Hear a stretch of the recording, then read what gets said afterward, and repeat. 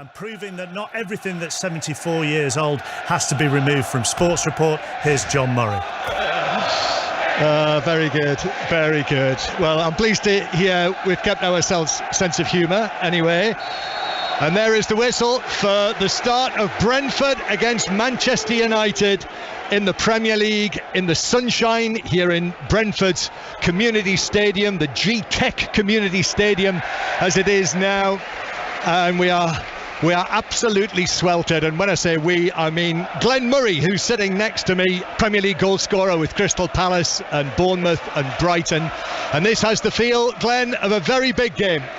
Yes, especially for one side, and that side's Manchester United. Brentford have got a free hit here at a huge club, and I'm sure inside that Brentford dressing room they will fancy their chances this afternoon, as we see Manchester United being patient with their build-up.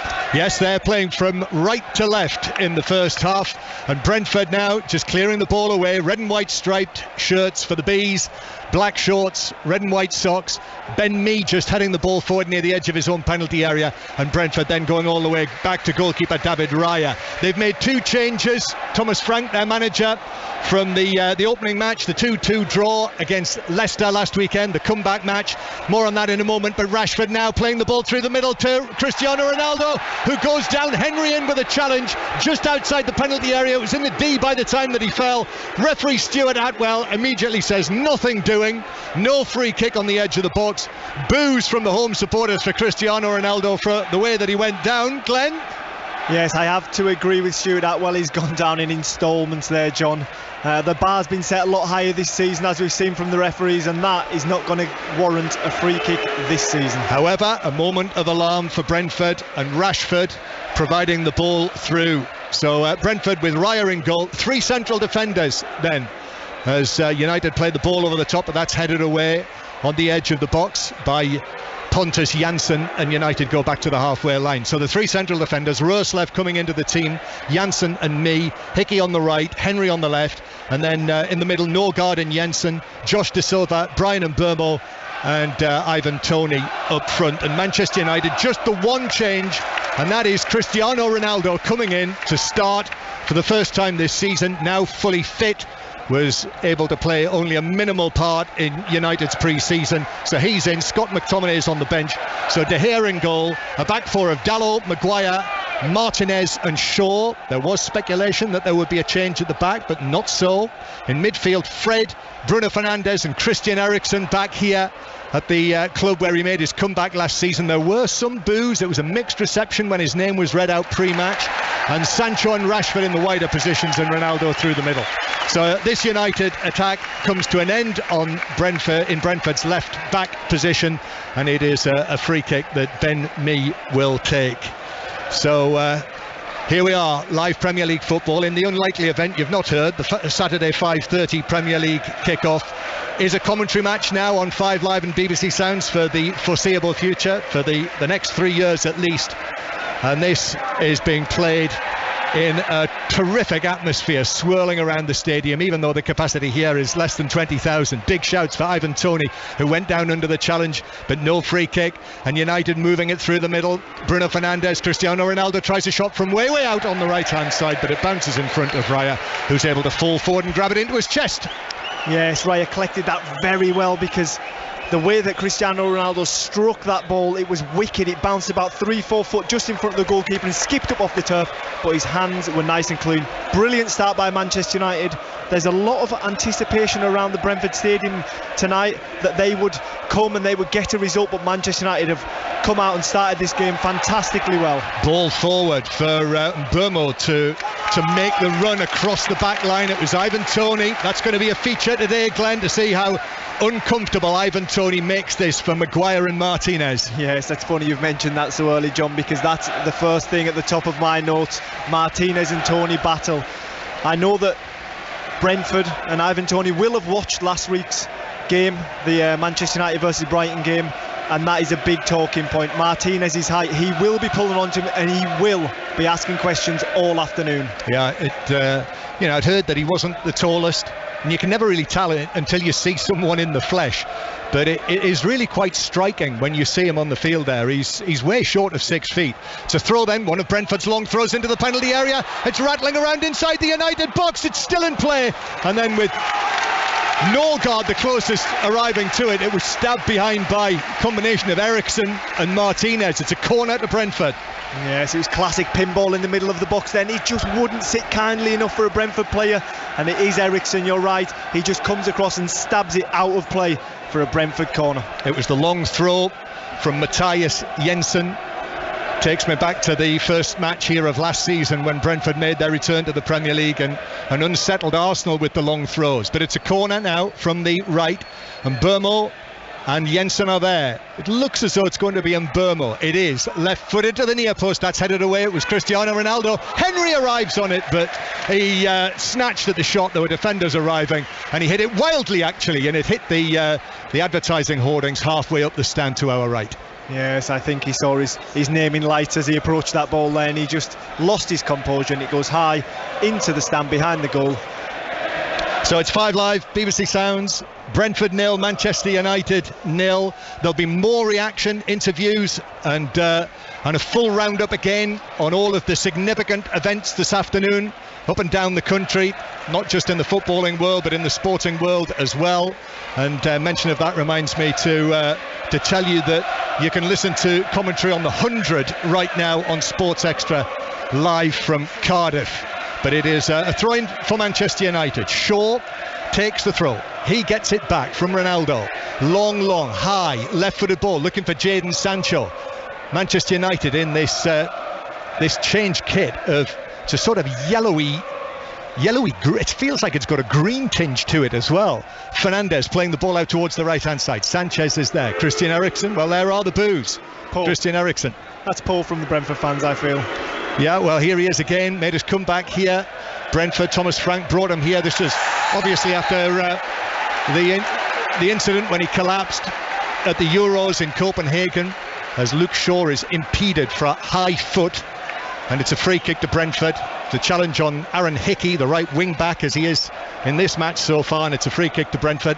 Point being, I think some of the Brentford supporters felt that they would have liked to have seen him repay the faith that he had in them. But I think the other side of that is for Christian Eriksen, with everything that's happened to him, the fact that he's 30 years old now, gets the chance to go to Manchester United on a 3-year contract. Yes, it's a huge opportunity. It's very naive of the supporters to boo him. I think they should be appreciative that they've seen him play for the club and do so well, because I think he was a huge plus in keeping them up, and that link with Tony that they created at the end of last season. So for them to boo him, I think it's really poor. Foul on Hickey from Ronaldo, who looks less than impressed. They're just down in front of us here. Hickey went down, just a tug by Ronaldo, pursed lips from him, and he walks past referee Atwell, and it's a free kick. I'm just chuckling because just as kickoff was approaching, the sun came round the side of the stand, so it is now blazing on us. We are really struggling to see this TV that's in front of us, so didn't have a chance to see how serious that challenge was by Ronaldo or otherwise, other than by the naked eye. So it's a free kick anyway, down in front of us, that Manchester United are holding an extremely high line, 8 or 9 yards outside their penalty area, and it's played square by Jensen. Then Norgard lifts it over the top. Good intention. He was looking for the run of Mbeumo, but Norgard just overhit it, and it bounced harmlessly through for a Manchester United goal kick. And it's Brentford 0, Manchester United 0, and this is Glenn Murray. That little triangle there, that was straight from the training ground, wasn't it? It did everyone. It was a square ball out to Norgard, who tried to find Mbeumo, who just made a run behind the Manchester United defence, but the pass just was a little bit overhit, wasn't it? And Glenn, Manchester United trying to play out from the back again. Ball ends up with Maguire, and they were all over him, Brentford, and he was able to win a throw in by deflecting it off the Brentford player. Cristiano Ronaldo goes down. Brentford come forward now. A low shot. Oh, it's gone in. No. It's gone in. Oh my goodness. Josh De Silva from 20 yards, but De Gea should have saved it. Routine save down to his left. It squirmed through his hands into the bottom corner. That is a nightmare again for Manchester United, again for David De Gea. And after his opening defeat in his first Premier League match at Old Trafford, Erik ten Hag sees his team go 1-0 down here after 10 minutes with a goal like that. Brentford 1, Manchester United 0, and that's 2-2 for Josh De Silva. Hence my reaction as it slipped in through De Gea's hands. Oh no, slipped out of my mouth. I couldn't believe it. It looked like he'd saved the ball already. He had both palms behind it, but it just slipped off and rolled into the back of the net for a horrendous error from the Spanish goalkeeper, the Manchester United #1. As I see Fred just go over to him and give him a little bit of a cuddle, a little bit of a pep talk. The one thing that you've got to take from this right now, from a Manchester United perspective, is there's time to get back in this game. But as far as Brentford are concerned, what a fantastic start to the game. Well, you know, it might be a new start, it might be a new story, as Erik ten Hag said in his programme notes at Old Trafford last weekend, but it really feels like we've seen all this before. But Luke Shaw is carrying the ball up towards the edge of the penalty area, and now Fernandes arriving on the edge of the box, hits a shot high over the top, but Cristiano Ronaldo went down early in that move. I don't know whether he was caught after the ball had gone. Well, he went down, but now he's back up on his feet. It looked for a moment as though, you know, he was in some serious pain there, but he has got back to his feet quite quickly. I thought for a moment he'd really hurt himself because it was theatrical, but he's up and he's absolutely fine. But there's Manchester United at their best. 1-2s. Luke Shaw cutting right through the heart of the Brentford defence and gets laid back to Fernandes. Very similar to an opportunity he had against Brighton at Old Trafford last week. And again, he mistimes the shot and puts it over the bar, but Bruno Fernandes will be disappointed with that. Flowing move for United though. Fernandes to Sancho on the right hand side, but his low cross is blocked. Brentford were quickly back in there in numbers. You have to give them credit in this sweltering heat. Very early stages still. Deep cross to the back post. Hickey gets under it. Rashford was thinking about allowing it to bounce out of play, but he's kept it in, kept possession. Rashford now back centrally to Martinez, and then to the left hand side to Shaw. But Manchester United still shaken by the way that they've conceded that opening goal. David De Gea hanging his head.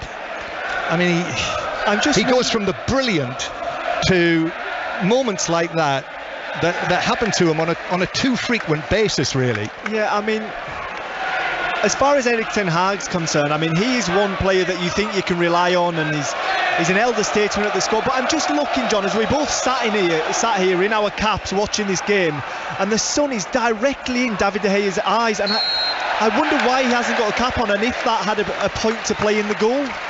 Offside flag against Marcus Rashford, so it's a free kick to Brentford. But I mean, it was quite a low shot. But I see what you're saying, whether there was a moment of being dazzled in the midst of that. I mean, it's directly in front of him, the sun, and it's beating down on him, and I just wonder, why not have a hat on just for that extra bit of security? You know, I think that's a great point. So David De Gea, I mean, diving down to his left, as I said at the time, it looked like a routine save. Josh De Silva on his right foot, round about 20 yards out, hit it well enough, but scrambling down to his left just slipped through his hands and into the bottom corner. It was almost as if he felt as though he'd already made the save and that he was moving on to the next action and was looking where he was going to pass the ball next. But you know what I mean? It feels like, you know, it's the same old problems. You know, if it's not one thing with Manchester United, it's another. But taking that one error, and you can't, I mean, it's an individual error that you can't thing for. I mean, it's just one of those. Manchester United's start of this game has been very good. They look much better than last week. Agreed. Here is De Silva, Brentford's goal scorer. 2 goals in 2 matches. Great story. Low cross into the penalty area, cleared away by Martinez with his right foot. Josh De Silva, who had these injury problems, the hip injury, and here now Mbeumo hitting a shot, but straight into Maguire on the edge of the box, and then Martinez is able to head it away. Comes out to Jensen, turns the full 360 degrees, gives it to Hickey. Now the ball to the right hand side, De Silva in the box on the left, plays it across, it's half cleared, but then a foul by Norgard on the edge of the area and a free kick to Manchester United. But yes, you're right, Glenn. You know, we've seen some flowing moves from Manchester United already in the match, not 15 minutes played. Unfortunately, the damning fact is they're 1-0 down. I mean, even though Brentford are leading this game 1-0, with 14 minutes into the game, and that's the first bit of possession they've had anywhere near the Manchester United 18-yard box, and Josh De Silva was the main part of it again, playing it across. And look, if Manchester United, they managed to get rid of it, but that's the best little pattern of play Brentford have had so far. Brentford 1, Manchester United 0. That is the scoreline here. A goalkeeping error by David De Gea. Josh De Silva's shot slipping into the bottom corner, and you can hear the crowd getting onto De Gea as the ball is passed back to him. So last Sunday, you might have heard it on 5 Live, in Eric Ten Hag's first Premier League match, they lose to Brentford for the first time, and now they fail to clear. And then Harry Maguire puts the challenge in the D on Mbeumo. It's a free kick and it's a yellow card. Well, there was a moment there I did wonder whether there might have been a case for a red. I think quite correctly the point was made that the ball was running across the penalty area. I think that might have saved Maguire there. Yellow card for the Manchester United captain. Yes, there was a recovering defender there. I can't quite make out who it was on the screen.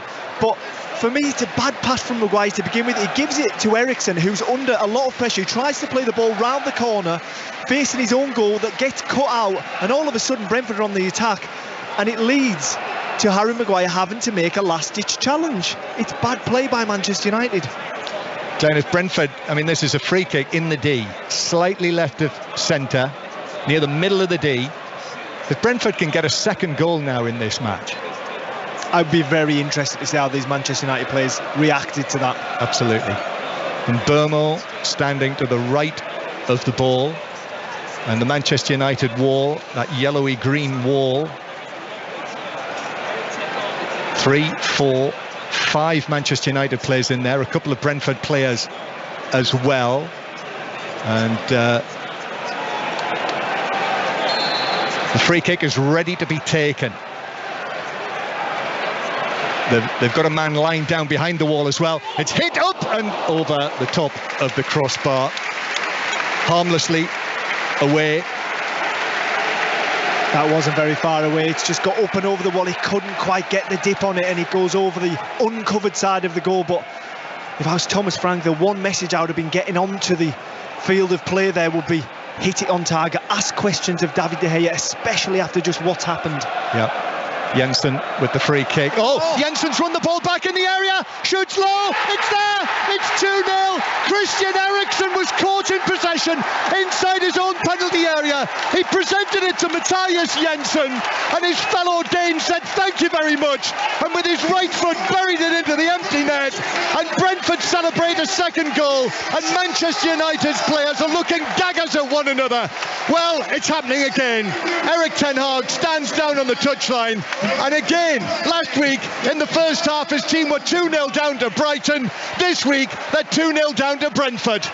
And he stands on the edge of the pitch there, and I can just see the slight shake of the head and the wave of the arm. He is not very happy. But Manchester United are causing their own problems again. Only 1 minute ago we said about Maguire giving the ball to Eriksen and playing a blind pass around the corner. He does it again. Eriksen's always going to show for the ball to give an option. But the pass isn't on. The players need to realise that. He gives it away in his own 18-yard box. And Jensen capitalises, rolls it in to the bottom right-hand corner of De Gea's net. Manchester United causing their own problems again in this game.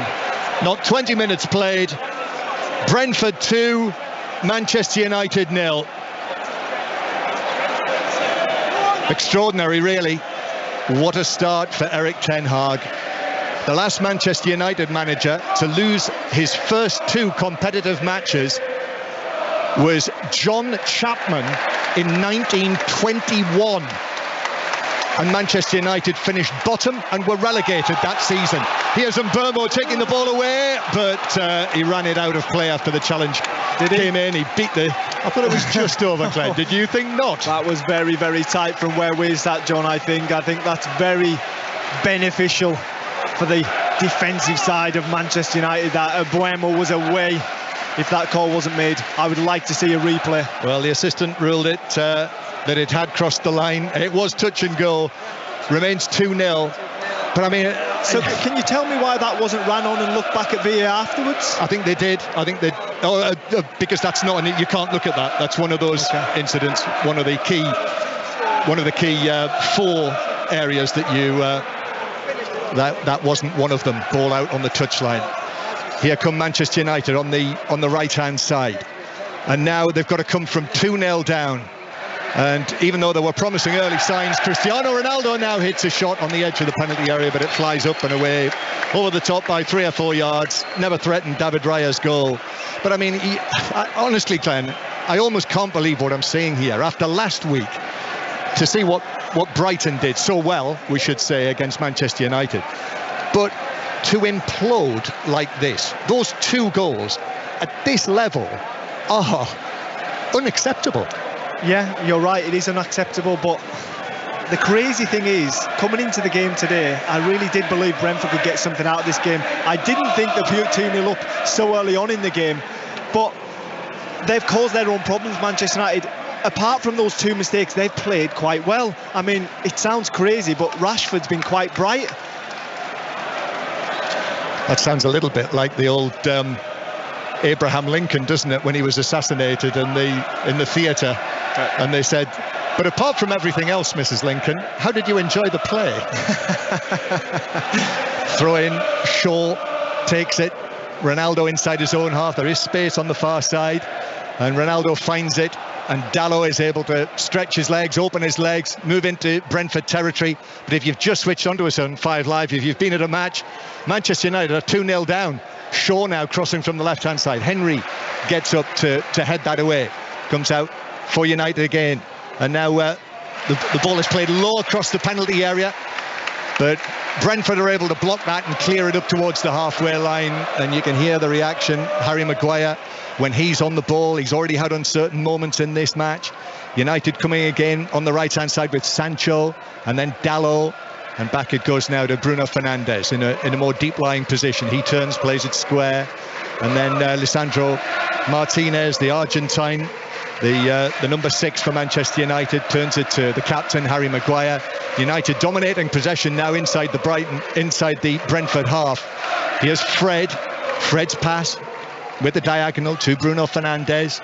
Brentford have got everyone back behind the ball. Yes, Brentford are just happy sitting in their shape and shuffling and allowing Manchester United to break them down. They're just saying, come on, have a go, just see what you can do, see if you can play between the lines. But so far, Manchester United are just passing around the outside of this Brentford ship. Yeah, Eriksson again being booed, even though he was at fault. He was the man dispossessed for the second Brentford goal when Matthias Jensen pickpocketed him inside the penalty area.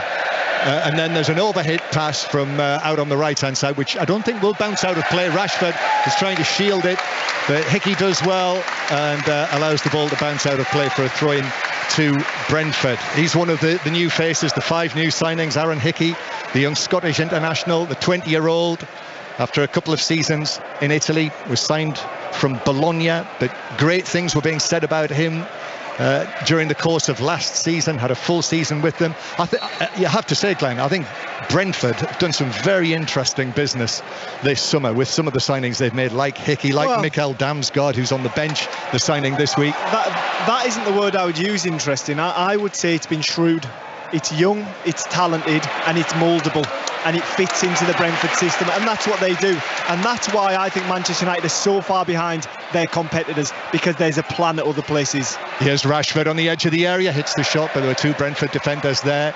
Roerslev and Janssen were together. Brentford switched to 3 central defenders in their comeback against Leicester. That's how they've started here. Mee heads the ball out to Dalot, and now Manchester United again. Dalot on the edge of the area, he hits a low shot, but Raya is able to get down to his right quite comfortably. He slipped as he hit it, so it lacked power, and it was just down to the goalkeeper's right. But Erik ten Hag will be happy seeing his right back in the opposition 18-yard box unleashing shots. It wasn't quite he didn't quite have the power or accuracy he wanted, but it is a positive for Manchester United, and I think any positive for them at the moment is a plus. Brentford 2, Manchester United 0. And Brentford, you cannot take your eyes off this. And Burmell plays it back to The ball that is hit over the top by Tony, and eventually it does roll out of play. It was shepherded out by Eriksson in the end. I mean, shepherded out 20 yards behind anyone else in the Manchester United shirt is Eriksson. How is that possible? How is it not a left back or a centre back? As we just pause for a drink break here, one question I wanted to ask you, John, is obviously when Manchester United look at the opening fixtures of the season and they see Brighton and they see Brentford and they obviously think there's points there to be had. I mean, there's a long way left to go in this fixture, but I wanted to pick you up on the stat you gave us. The last time Manchester United lost 2 games, do you know who they were against? When they lost first 2 matches of the season. The new manager. Oh, the new manager. Yeah, the stat you gave us earlier. What, back in 1921? Yes. No, do you know? No, I don't. Glenn, it's your stat. Glenn, I had enough trouble finding out who the manager was. I've been trying to find that out all week, and I found out this afternoon at about 2 o'clock. I was teeing you up there. I thought I was doing you a favour, John. Well, that just goes to show there's always more, isn't there, when you look up something like that. What I can tell you is that the man who was the manager who last lost his first 2 matches, John Chapman, who was a Scotsman. He was Manchester United's 6th manager in their history, and they finished bottom that season, were relegated to Division 2. But what I love about it is that 3 years later, when Manchester United came back, he was still the manager. So he took them down, but 3 years later brought them back up. Well, I think if that's the case, I don't think we'll be seeing Erik ten Hag again in 3 years. I was just going to say, especially not at Manchester United. If Manchester United finished bottom this season, I think you're absolutely right. I think he'll be long gone. But listen, there's a long way to go, and I think actually the drinks break has now come to an end, incidentally. I think the very fact that we're seeing the same sort of mistakes happening almost underlines the fact that Erik ten Hag has not had time to have a proper influence yet. I don't think they're the same mistakes that happened last weekend. I think that Brighton were the better team last weekend. In this affair, I don't feel as though Brentford have really come out and played much. They've just pounced on opportunities that Manchester United have gifted them. I mean, Brentford have been happy sitting in their shape for large periods of this game. There's Brentford come forward again. Brentford 2, Manchester United 0 in this hot sunshine. And Manchester United through Maguire, just clearing the ball away, and it bounces out of play on the halfway line. The point I'm making, Glenn, is not so much last weekend's mistakes that have been happening to Manchester United for years now under a string of different managers. Yeah, you're right. It is years. It is. It's incredible to see how far they have fallen. Well, they're falling to defeat here, 2-0 down. A long way to go in the match. Still just under 3/4 of the 90 minutes to play as the ball is played infield. It's taken infield by Norgard, who is tripped. It's a free kick near the right edge of the box, Glenn. I've just watched Bruno Fernandes clearly trip the Brentford player, and then he's gestising to the referee with his arms outstretched and he's moaning. It's a clear free kick. What is the point of he's still moaning at Stuart Atwell now? Yep. Chuntering away as Stuart Atwell. And that boils down to frustration. That's what it is. It's frustration at himself, at his team, at the situation they find themselves in, and he's looking from external sources to take it out on.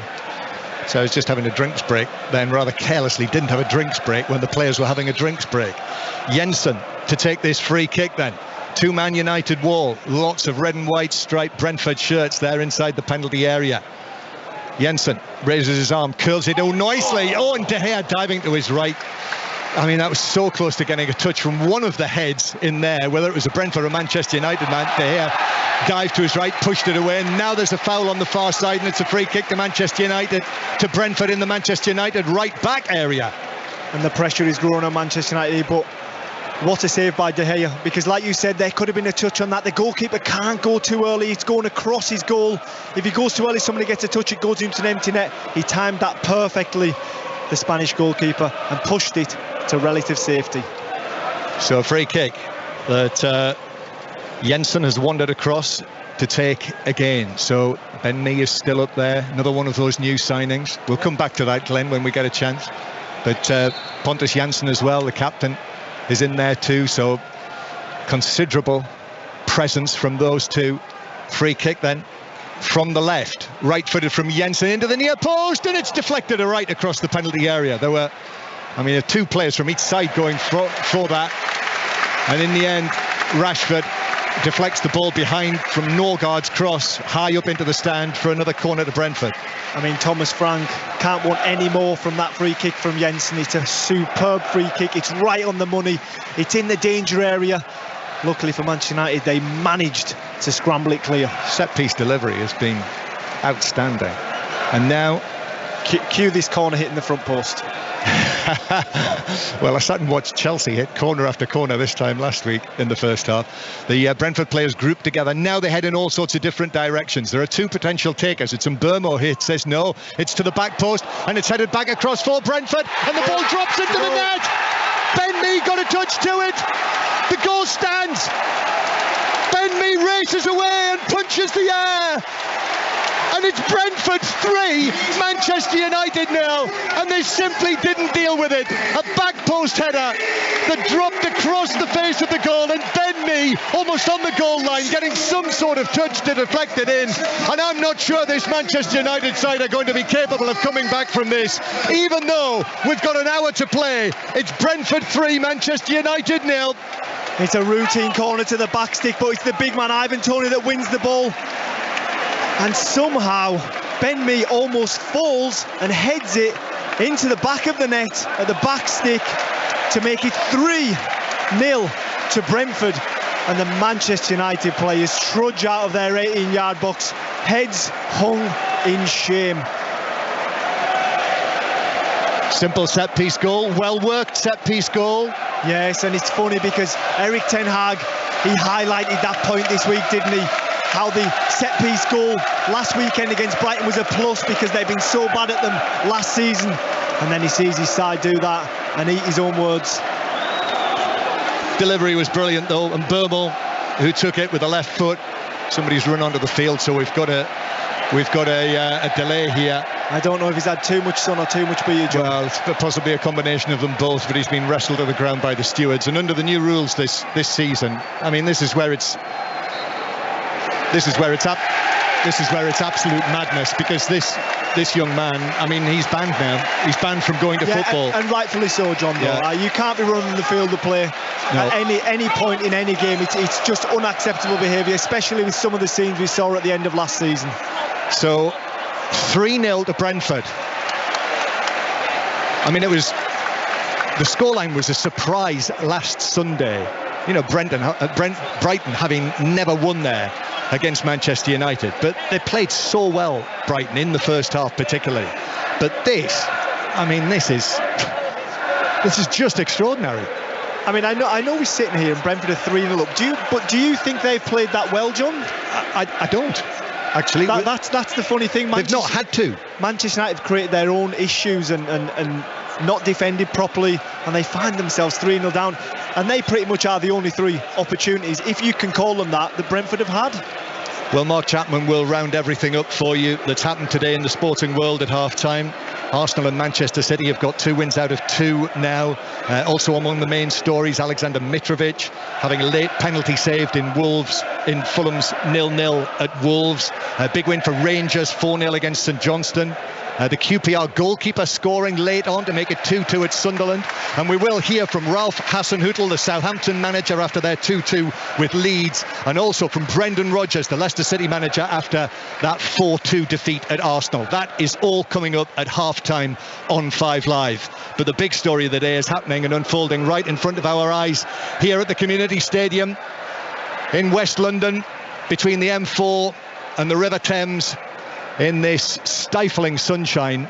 And I think that in itself is another point. In these conditions, for Manchester United to have to come from 3-0 down, and that is going to take a Herculean effort.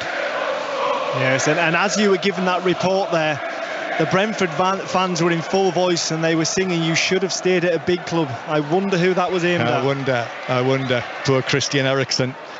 Wasn't supposed to happen this way. Fernandes crossing the ball out towards the right-hand side. Dalot in the shadows to our left. Sancho back to Dalot, then Sancho again, a dart into the penalty area, a little ball through for Fred. Fred is forced wide, he has to give it back out to Dalot. Dalot's low ball across, Sancho took a touch but it bounced away from him, and there are so many numbers in there. Brentford have got everyone in there that, you know, this back five that it is, and they clear the ball downfield, and now it's played across from Burmo, and Burmo gets away from Shaw and scores, and it's 4-0, this time on the counter-attack. Brentford have not witnessed anything like this for decades and decades and decades. They're 4-0 up on Manchester United. This is dreamland for them and for Thomas Frank, but it's a living nightmare for that man down there, the new Manchester United manager, Erik ten Hag, who sits quietly in his seat. This scoreline will be being sent out all around the world, and it is Brentford 4, Manchester United 0. People all over the world will be sitting up and noticing this result. 4-0 already before half-time. The mighty Manchester United undone by Brentford Football Club, and that goal right there was absolutely brilliant. They won the ball in their own 18-yard box, played it down the channel. Tony was free to run down the channel. He plays it into the centre of the field. Brian Mbeumo bursts in his guts to get there, has a touch and plays it to the right-hand side. Nice, hard and low, side-footed down the side of David De Gea to make it 4-0, and it is absolutely unbelievable. I'm lost for words, John. I really am. This is incredible what we're witnessing here. But I mean, this is on a par, and you don't have to go back far. This is on a par with their penultimate match of last season when they lost 4-0 at Brighton. And in actual fact, this has to be a defeat now. I mean, surely they can't come back from this. And if that's the case, that will be 8 consecutive league away defeats for Manchester United. And I mean, that has not happened. A run like that has not happened since 1936. And actually, strangely, within that run back in 1936 of what turned out to be 10 consecutive away league defeats in a row, they lost 4-0 away to Brentford. Isn't it strange? It is. How you get quirks like that. But this is the present day. This is 2022, and this is unreal. It's 4-0 to Brentford. Here's the man who scored the latest goal, Mbeumo, and suddenly Brentford out knocking the ball around on the edge of the box. De Silva, who started the corner, the scoring, gives it to the left-hand side. The cross from Mee, that's headed away by Shaw. De Silva, a heavy touch, and then it's won back by Hickey, who actually hurt himself in the challenge on Fred, and Manchester United in the end actually come out with the ball. Less than 10 minutes to go to half-time. Bruno Fernandes long downfield, Rashford, and Raya has come out of his goal, and the goalkeeper got a meaningful touch. It was an aerial challenge actually between him and Rashford has been left on the ground. I don't think there was a suggestion that was a foul by Raya, who was challenging. No, it seemed cleanly for the ball, but he's caught Rashford. Yes, both players, it was an honest attempt from both players to get the ball, and it was just a collision as they were both running to one another. Raya comes out, he gets a good chunk of the ball, and he clears it to safety. Glenn, you had a long career as a professional footballer, what, 20 years or thereabouts? Yes. You don't see occasions like this too often, do you? I mean, this feels massive. That's why I just said I'm lost for words. And listen, I've been in dressing rooms of clubs sort of similar size to Brentford, and before this game there would have been a belief that they could go out there and beat this current Manchester United crop when they seen the line-up. Obviously what's going on at the football club at the moment, that there would have been a slight belief, but there would have been a worry as well. But slowly throughout this first half, we have seen that belief grow into confidence, and they're stroking the ball around now. And as you can hear, I mean, the Brentford fans are in absolute dreamland, and I just wonder, does it get any better for a Brentford supporter? Well, Marcus Rashford, who was clattered by David Raya, who headed the ball away and then caught Rashford. Obviously they're taking care with him. Marcus Rashford is very much in the news at the moment. Clearly PSG are interested, but Erik ten Hag was making it very plain yesterday that he wants him to stay. But I mean, what a start this is. Losing 2-1 to Brighton in his first Premier League match, and now 4-0 down at Brentford. Brighton and Brentford, with all due respect, and they deserve respect, both of them, for what Brighton did last weekend and for what Brentford have done here. But even so, I mean, there are fractions in the Manchester United side that you can see that the players aren't happy, but I think the biggest problem for me is that triangle at the back. Is Martinez, Maguire and De Gea. They don't look comfortable together. And as that fourth goal went in, I could see Maguire going back towards his goalkeeper and centre-back partner with his arms flailing in the air, and that isn't what you want. You need to be a team. Whether you're winning or losing, you need to do it together, and at the moment, Manchester United aren't. Yeah, there just looks to be a greater hunger out there, I must say. We're watching now Brentford and Roerslev and Norgard, De Silva. I mean, De Silva looks... I mean, talk about hunger. He looks as though he hasn't eaten for a fortnight. I mean, I would really like to see the stats, the running, the high-speed running and the distance covered, because the fundamentals of football, you take all talent out of it, and the least you can do is work hard. And I just question this Manchester United group. Are they working hard enough? Regardless of if their actions are correct, if their decisions are correct, are they working hard enough? And that is the easiest thing to do as a footballer. Brentford it is in possession, warm applause. Their second season in the Premier League. They were terrific the way that they came back and got a point at Leicester last weekend, but they've been out of this world against Manchester United here, taking the chances. But here's Rashford into the penalty area, and Rashford trying to work the ball across, took a deflection, but David Raya was able to drop onto it and hold it securely. This is BBC Radio 5 Live on a Saturday night, and what a story we're bringing you in this 5:30 kickoff. Brentford 4, Manchester United 0.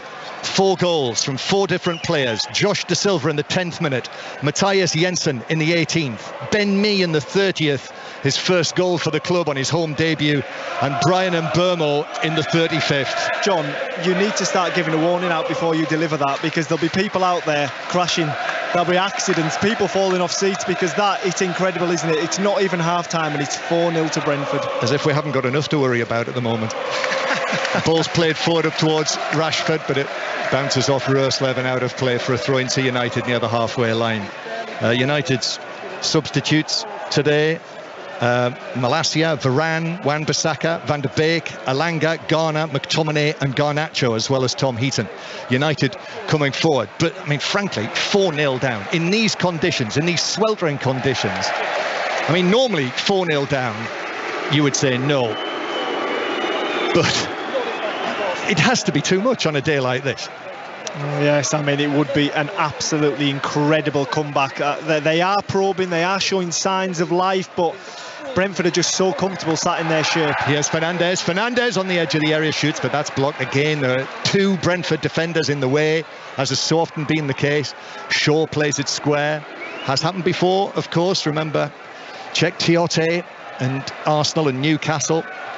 But I just, sitting here, it's all very well talking about that, sitting here inside the ground and feeling what this is like, and the way that the players have been, the way the crowd are, just the reaction of the players.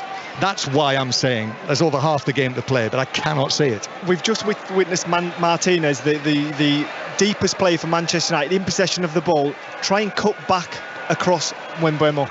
I mean, why would you risk that? The Brentford player is in on goal if he robs you there of the ball. I mean, he needs to get up to speed with the Premier League. Better from United, working it on the edge of the area. Fred and Fernandes. Shaw tries to play it in, it bounces away. Eriksson nods it forward, half cleared away, nodded in by Maguire, headed away by Ben Mee, and then Maguire out towards the right-hand side. Manchester United are parked inside the Brentford half, but they're 4-0 down. As Bruno Fernandes is going to try a shot from 22, 23 yards out, but it curls away over by a couple of yards over the top corner. Brentford are happy with them shooting through people, shooting from 25 yards. And you say that Manchester United are camped in the Brentford half. I think that's Brentford allowing them to camp in there. I think Brentford are happy to sit in their shape, their 2 banks, everyone behind the ball. And I'm just wondering if this is a tactic from Thomas Frank to conserve energy. and just sit and allow Manchester United to run, make runs that they're not going to get the ball on, and just waste energy and time at this point. Yeah. One of the Brentford regulars, when we were talking about the match this afternoon, Glenn, before the game, he actually said, Brentford have got as much energy as any team in the Premier League when we were talking about the conditions. And I mean, they're brilliantly coached. Thomas Frank, he's won a lot of friends, hasn't he, and a lot of admirers, this Danish coach. Yeah, he has indeed, and deservedly so. But it's not just Thomas Frank, it's everybody at the football club. There's a clear philosophy that everyone's pulling in the right direction, and this is what happens when you get that. Well, they're equaling their record win at the moment against Manchester United. That was that 4-0 in Division 1 back in 1947. Their only previous spell in the top flight when they were there either side of World War II. But this will be Manchester United's first defeat to Brentford since then. First time they've lost to Brentford since before the Second World War. 4-0. 4 additional minutes will be played at the end of this first half, but what a first half we've seen here. Long and forward. Roeslav is underneath that, one of the 2 players that Thomas Frank brought into his side. Changed to start with 3 central defenders, having finished the game against Leicester with 3 and making that comeback. So what a start to the season it is for them. 2-0 down against Leicester, but then getting a point from that match, and now starting here, but helped by those early errors by Manchester United. David De Gea, you'll see it on Match of the Day tonight. You'll be able to talk about it on 606 as well, by the way, from 7:30 or thereabouts, with Robbie Savage and Chris Sutton. Shaw playing the ball into the Brentford box. Raya comes for it, gets a hand to it, but Rico Henry is on hand just to stoop and head the ball back to his goalkeeper, and he's got it safely. Yes, we'll hear from Chris and Robbie at half-time once we've rounded everything up with Mark Chapman. But I did look on the website yesterday at Chris Sutton's predictions, and I saw that he predicted a 3-0 win for Brentford in this match. And I thought to myself, good old Chris, there he is. He's stirring up a few with that. Actually, he's been too conservative. Incredibly. Well, Brentford haven't been first on Match of the Day very often, but I think tonight the fans will get just what they want. They will, and sadly, so will Manchester United be first on, just like last Sunday night as well, after the Brighton defeat. And Maguire is just dwelling on the ball. Tony is all over the back of him. He was able to flick it back to goalkeeper De Gea. And now a challenge from Hickey, who goes in rather strongly on Ronaldo. But there were 2 of them there. It was Janssen and Hickey together. They sandwiched Ronaldo, not letting him settle. Okay, it's a foul. It's a free kick and no more. He's just stepped across Ronaldo. Ronaldo, I think, was happy. He was going nowhere. He's happy to buy that free kick, and Manchester United are going to load the box for what could possibly be one of the last efforts of the first half. I can see the television cameraman down there just hovering next to Erik ten Hag. I mean, what a first half for him. When you thought it perhaps couldn't get any worse, it just has. Free kick is played in by Eriksson, but Raya comes very confidently and catches the ball. We've still got a minute and a half of the first half added time to play. But Erik ten Hag, you know, he's been a serial winner at Ajax, winner of the league title with them the last couple of seasons, managed at a big club, but now he is facing the unprecedented pressure of being the manager of Manchester United when things are not going well. This is without doubt the biggest test he'll have of his career, and I think you look at Manchester United from the outside and the size of the club lures you in, but for me at the moment it's a poison chalice. I think that it all boils down to the owners. Do the owners want success? Are they backing Manchester United enough? I think there's a huge question mark hanging over that. We talk about Brentford and how everyone's pulling in one direction. There's the philosophy, the exact opposite to Manchester United. Fred concedes a free kick. Brentford played in. Jensen into the penalty area, a stretch and away from Martinez, who was up against Norgard near the corner of the 6-yard box. Well, they've already scored from a corner from this side. Surely not another one.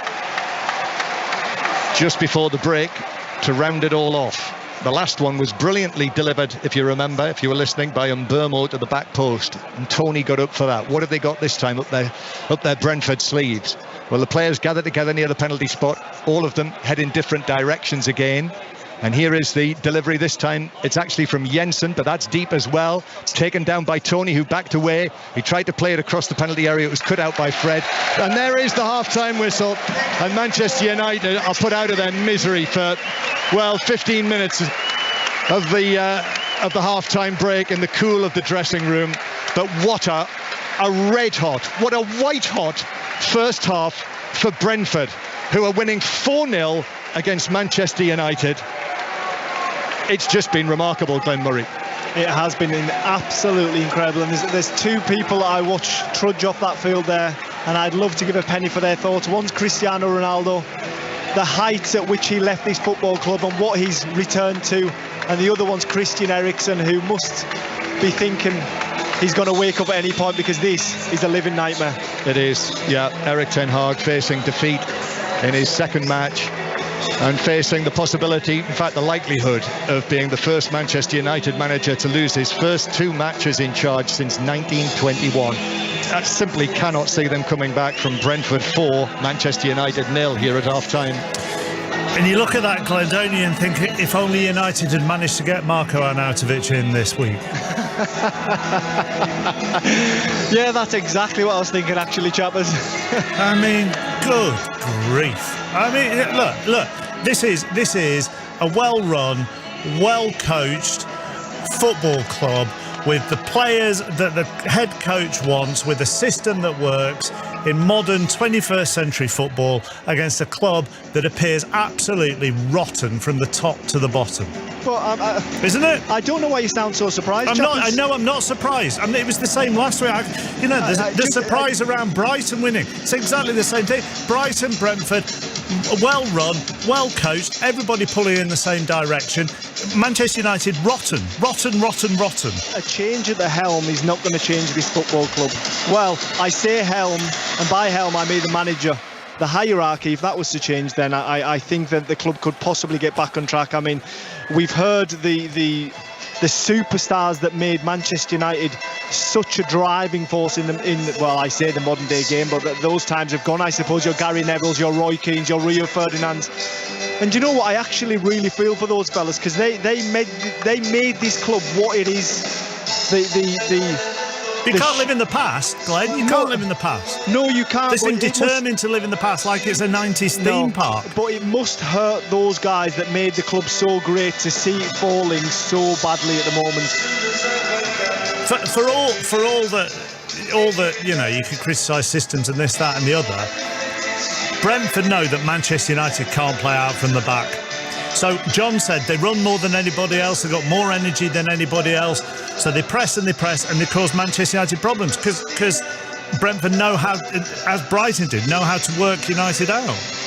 I mean, hard work beats talent every day. If talent doesn't work hard, and that is, it's an old adage, but for me that sums Manchester United up at the moment.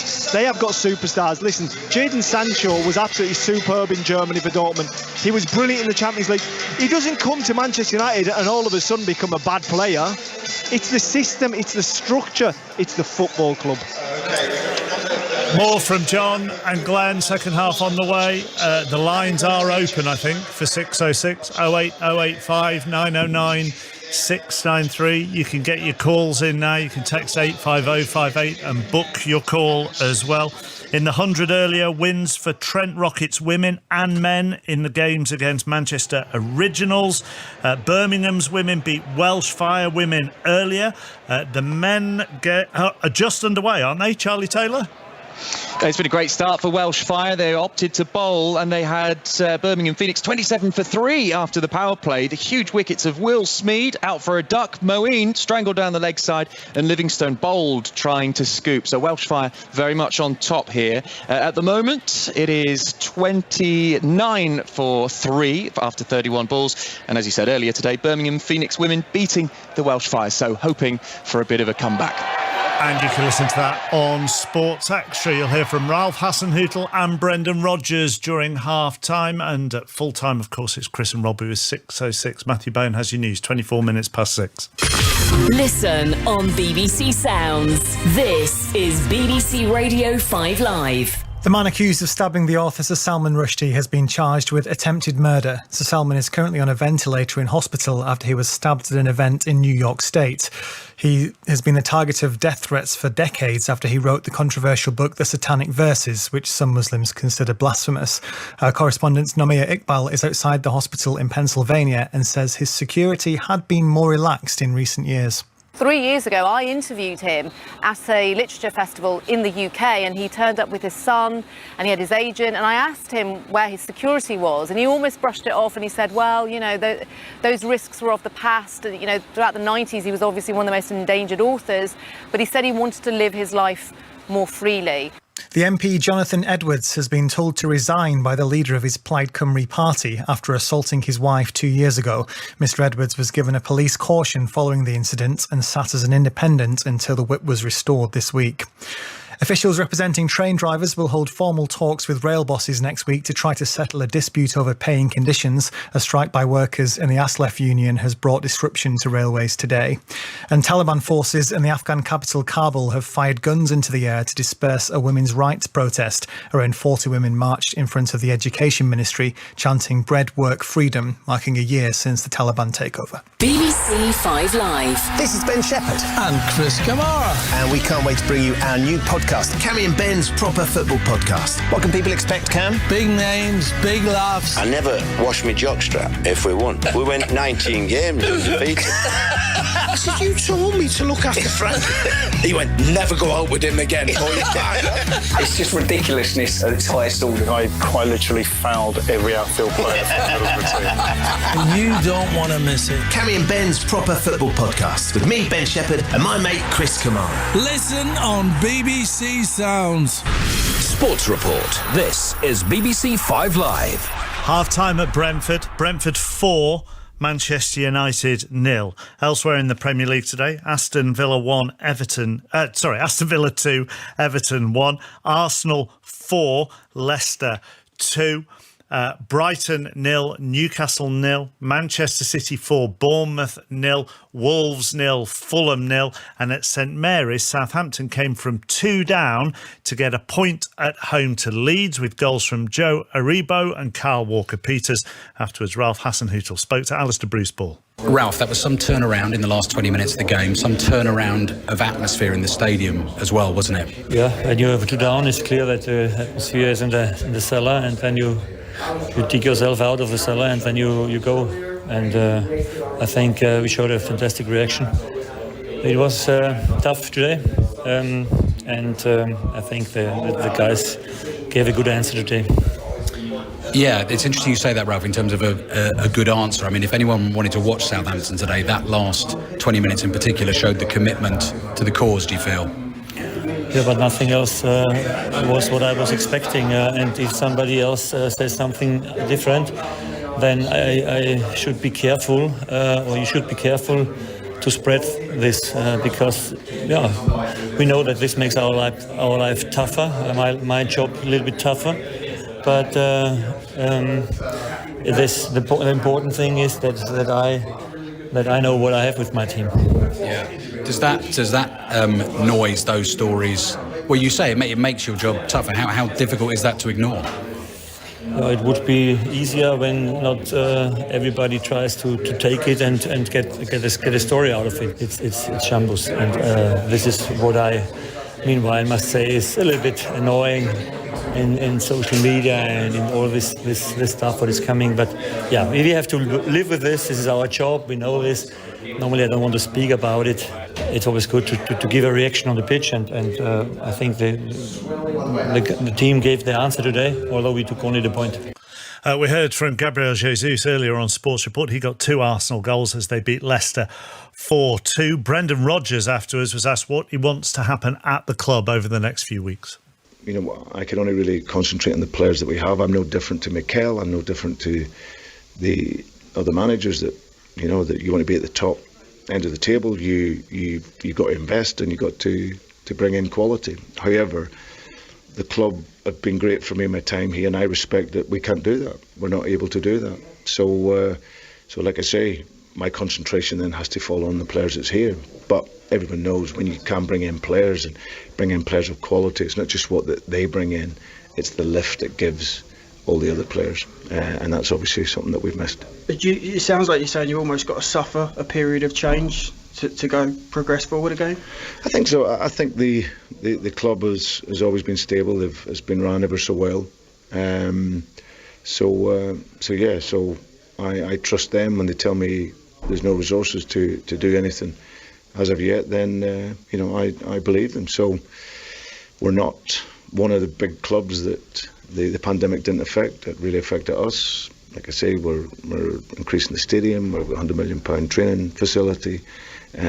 So for a club like us and the resources that we have, that's a big outlay. So, but we're not at the level, and that's why these players have done amazing over the 3 odd years I've been here, to be challenging for Champions League and winning some trophies, But at this moment in time, we can't then push on and get in more players because we don't have those resources.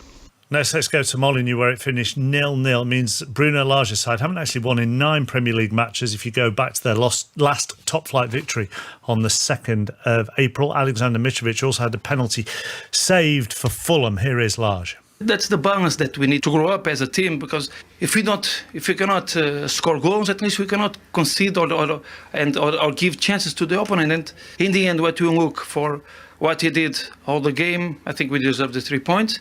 And when you comes on a time that you need to be in that point, that emotional control, it's important, especially in the last 10-15 minutes, because the game will balance.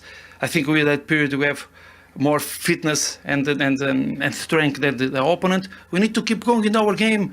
Don't run as a crazy team, but stay focused, stay in the game, keep control of the ball, of the positions, of the emotions, and the goal will come, and we don't concede spaces and chances for the opponent. In the Scottish Premiership, Rangers made it 3 wins out of 3 with a 4-0 win over St Johnstone. The story in the Championship, QPR coming from 2 down to draw 2-2 at Sunderland. Their equaliser coming from their goalkeeper, Seny Dieng. Here's his manager, Michael Beale. And he finished it really well. It's actually a really good technique. So well played to him. He's very modest, so he's calmed down in there. But obviously his teammates are making a fuss of him. We're delighted. I thought just before that we had a wonderful opportunity with Sinclair Armstrong to equalise, and we missed it. And I thought that was the big moment gone. Seny then goes down the other end and makes a big save to secure the point. So that's it. He's I believe he's one of the best goalkeepers in this league. I think he's destined for really big things, and we're delighted to have him as our goalkeeper. Michael Beale. Don't forget, you can see everything Premier League wise. Match of the day tonight, which is 10:20 on BBC One with Shearer and Micah alongside Gary. Premier League Sunday tomorrow, Nottingham Forest, West Ham, and then Chelsea at home to Tottenham. Another 45 minutes of Bruno Fernandes walking around flapping his hands in the air follows, and then it's 6:06 with Robbie and Chris. Thanks so much, chappers. Before we talk about Manchester United, you heard Brendan Rodgers there. Chris, what do you make of that? Yeah, he's really, I want to hear from Leicester City fans tonight. Manchester United, clearly the biggest story in town, but just how despondent Brendan Rodgers, was there. Can't bring in any players of quality. I'm not so sure he's going to be around much longer at Leicester. I don't think he's going to put up with that. But let's talk about Manchester United, Rob. I mean, wow. Where do you start? Can they turn it around the second half? Come on, you're better than that. But I mean, do you think Ten Hag is thinking, blimey, why did I bother? This isn't on Ten Hag, right? Or is it? No, of course not. He needs a lot of time. But you look at the way they're playing, look at the structure of the team. You look at the structure of the team last week. Christian Eriksen played as a false 9. I don't know where that came from. So you're saying it's on Ten Hag? No, last week before, the team. The structure of the team for me, obviously, if you hear Manchester United fans over the last couple of seasons, we can't play with 2 number 6s. Today he's gone with Fred as a 1-6. Then you've got 5 attacking players. Away from home, 5 attacking players in the side, you're wide open. So I think it's massive. It's not Ten Hag's fault. He needs time. Recruitment, listen, we can talk about it on the show, but the recruitment over the years has been so bad. Where is Rabiot on the list? And Arnautovic. Who's evil? Where are they on the list of Man United when they're looking for players? I don't get it, Chris. It's an absolute shambles. But Ten Hag needs time. But Brentford 4-0, Chris. Yeah, I mean, incredible performance from Brentford. But where does this Manchester United performance rank then in the history of Manchester United? Where does that first 45 minutes rank? Let's hear from Manchester United fans. 08085 909 693. Well, John Murray and Glenn Murray are there. John, where does this rank? Pretty low. I think you've picked the right word there, Robbie. Rank. That's unusual. And as I said in the first half, Chris, you were too conservative with your predictions. Yeah, well, I went 3-0 just off the back of last week. I thought it was going to be difficult for United to pick themselves up, but they've been pathetic. I tell you what I'd do, John, if I was Manchester United, I'd make a triple change. I thought you might. I thought you might do that. Yeah, well, that's very shrewd as ever. Listen, enjoy the programme later. Cheers, Glenn. Yeah, we'll be giving it a push during the second half because there'll be plenty to talk about. And the other point is these Manchester United fans, those who've come down from the northwest of England, with all of the travel problems today as well, the train strike, what a miserable experience from them. But it's a triple change from Erik ten Hag at the start of the second half. So Fred is off, Shaw is off, and Martinez is off. And the players who've come on as the second half begins with a scoreline of Brentford 4, Manchester United 0 are McTominay, Malacia at left back, and Varane in central defence. So a triple change, but the horse has bolted, Glenn Murray. Well, the one change that I look at there, and I'm not surprised, but is Martinez to drag. And I call it drag because that's what he's done. He's dragged him off at half-time, the shepherd's hook as we call it, and bring Varane on, I think speaks absolute volumes of this Manchester United group. Well, he is new to the club, Martinez. It's his second match, as you'll be well aware. They spent something in the region of £47 million. And this was a player that Erik ten Hag knew extremely well because he was his player of the year at Ajax last season when they won the league in Holland. I don't know, there was quite a bit of talk before the game that Varane might start this match. So maybe there's been a decision there and he's decided, now's the time to bring Varane in because there've been fitness issues there as well. Not that they're down 4-0. No, well... I mean, he had to change something. I do feel for Martinez because as soon as he's joined Manchester United, he's been questioned about his height.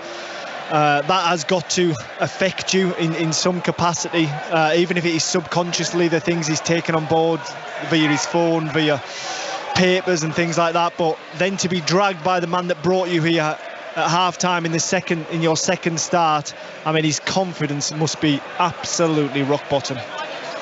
4-0. Brentford, red and white striped shirts, black shorts, black socks, on the way to a famous victory, one of their best. 4-0. 3-on-3. And Burmo trying to hit the pass early. Those three players. Norgard was in the middle. Tony was up there as well. They take a quick free kick. Henry is onto this, the left wing back. He crosses and it's cleared away at the near post and out of play for a throw-in to Brentford down the left. They're playing from the right to the left in the second half towards what we might call the sun end. The sun is up there in the sky right behind that stand, blazing down on West London. Throw in 10 yards back from the corner flag, so it is one of the Brentford specialities. It's the long throw. Are Manchester United going to be capable of dealing with it? Jensen is right up against the advertising hoardings. Here he comes, the long throw, speared into the near post. Mee got a touch, and it was cleared away near the edge of the box by Fernandes, and Brentford start again. So Brentford, as they were in the first half, as you would expect. Raya in goal. He's clearing it downfield now, and it's headed out of play by Dalot. The three central defenders, Roeslav, Janssen and Mee. Hickey on the right, Henry on the left, then Norgard and Jensen, and Burmo and De Silva, and Tony as the central striker. And Manchester United their rejigged team at half-time. I'll run you through that. But they've got to throw in again, Brentford. This one's taken short by Jensen. He gets it back, crosses it in. It's cleared out to Henry, who chips it back out to Jensen on the left-hand side. Jensen is up against the newly arrived McTominay, takes him on towards the dead ball line on the left-hand side, but McTominay has managed to get a foot in and clear it back up the line, and it eventually bounces off McTominay, and behind it's a corner to Brentford. That's a cheap one. It was actually a pass back from Sancho that tried to find McTominay, just missed him, and it rolls pathetically out for a Brentford corner, and the two players exchanged looks of disillusionment. Daggers, daggers, I mean, that sums it up. It's another one of those days for Manchester United. I mentioned the fact that this will be Brentford's first win against Manchester United since before the Second World War. Well, there's more on that, because Brentford have got this corner first, which Jensen takes into the near post. It's bounced a long way out towards the far side of the penalty area. Tony gives it to the right. It's driven into the near post, and De Gea was able to get down there and block it with his legs. United scrape it away, and then Tony out there on the right has a right lash at it with his right foot, and it flashes wide and behind into the Brentford fans. And you know what? If Tony was a little bit more composed there and just felt that ball back into the area, Brentford had three players on the back stick who would have headed into an empty goal. A little bit of a composure from Brentford, and it could have been 5. Listen, since Brentford last beat Manchester United, which, as I say, was back in an FA Cup tie in 1938, in all of the games they've played, and there have not been that many, 6 wins for United, 1 draw. In all of the matches they've played since the Second World War, Brentford have scored more goals in this match than they scored in all of the games they've played against Manchester United put together since the Second World War.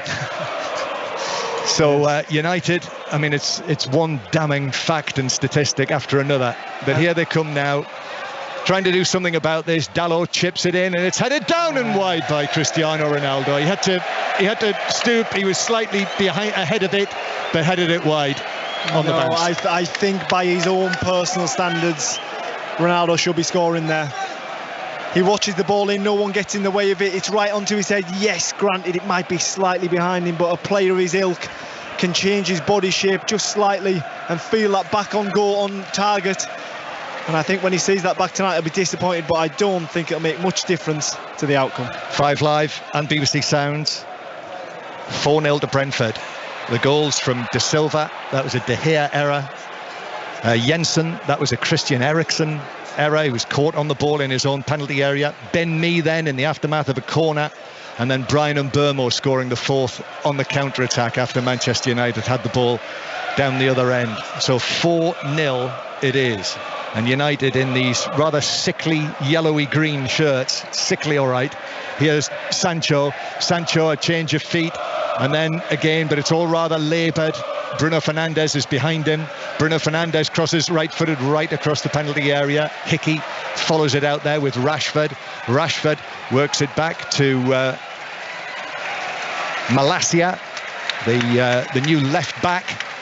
And then Scott McTominay chips it to the right corner of the box to Dalot. Left-footed ball in from him, and the header from Ronaldo.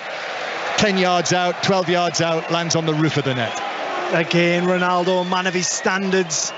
The ball comes in from the same side. Dalot swings it in with his left foot. He feels it towards goal, and that is mightily close to dropping in that top corner of David Raya's goal. Landed on the roof of the net, though. So the Manchester United team now, Glenn, in the second half. De Gea in goal. Dalot, Maguire, Varane and Malacia. So 2 substitutes in the back 4. Then Scott McTominay with Bruno Fernandes and Christian Eriksen. Sancho and Rashford in the wide positions, and Ronaldo up front.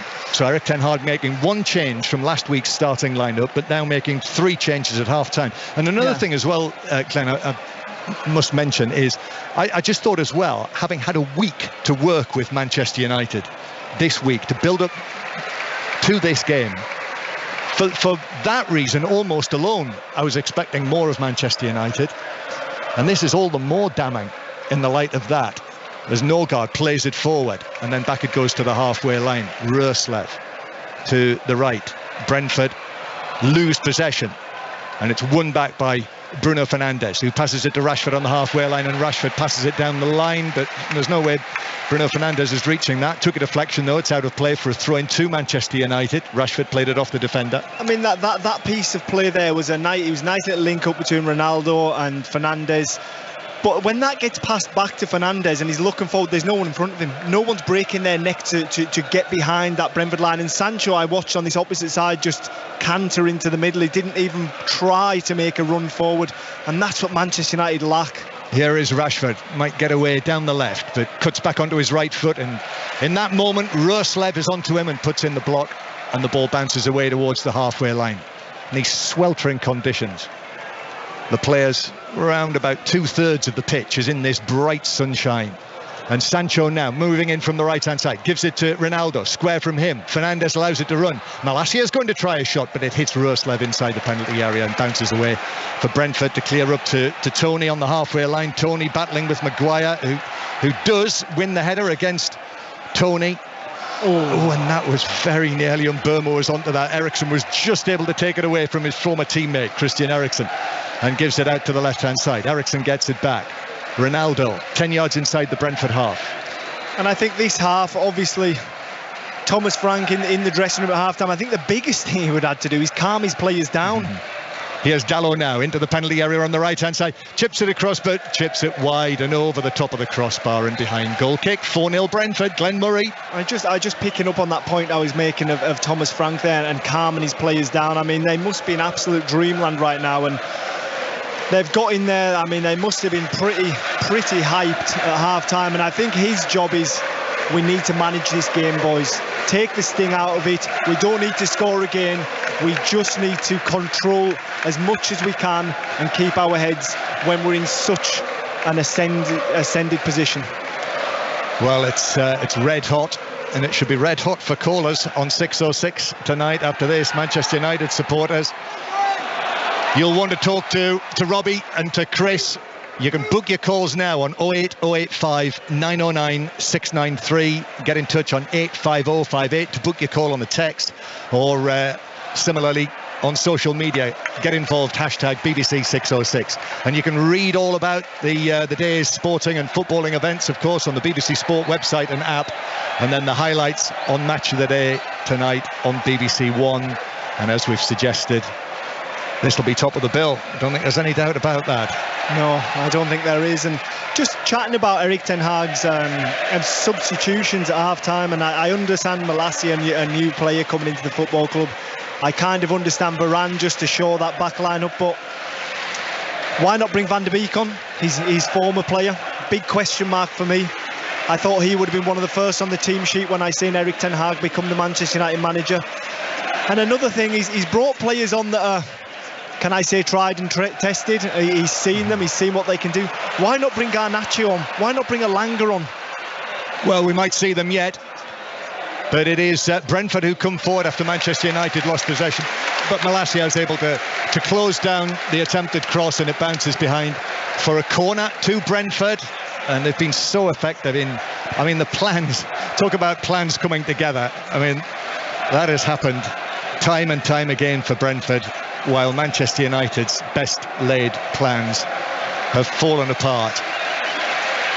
And Jensen and Burmo walk together. Something almost romantic about that, isn't it? The way that they walked, holding the ball almost together, applauded by all of those fans in the lovely warm sunshine here. Moments to remember. And Burmo and Jensen, it is Jensen who takes this one. It's a deep corner towards the back post, and Tony very nearly got himself, and it was only Eriksen who spotted him at the last moment, who came across with a saving header to put it behind for a corner from the other side. Yes, the ball was quite high, and Tony was in a standing position just waiting for the ball to fall, and it wouldn't quite fall quick enough. He was willing it onto his head, and as he was doing that, Eriksen saw the danger and just nipped in to give Brentford another corner. And it's lovely again from Burmo and Jensen. They're able to walk all the way across the pitch together and get applauded all the way over. Well, I don't think those two players could be any happier on the football field right now, John. So who's going to take this one? Jensen or Mbermo? They're both standing off the pitch. There's that usual Brentford movement inside the area. It's Jensen to the back post, which is hooked away by Rashford, who was there, and then it's cleared further away by Malacia on the edge of the box. They're looking to break, but it's Mbermo who gets there first, ahead of Jadon Sancho, the man who's just been involved in the taking of the corner, snuffs out the Manchester United counter-attack. And then Raya's able to fire a ball away downfield to start another Brentford attack, which results in a throw-in for the home side. Brentford 4, Manchester United 0. If you've just switched on, if you've been out involving the sunshine, if you maybe just got back into the car, you've been at the beach, you've not really been paying attention, it's Brentford 4, Manchester United 0. 4-0. Yep, 4-0. And it's a throw-in for the home side, cheered on by their supporters. Just their second season back in the Premier League.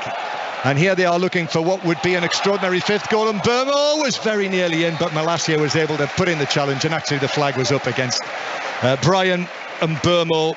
And it's a free kick to Manchester United. Glenn Murray.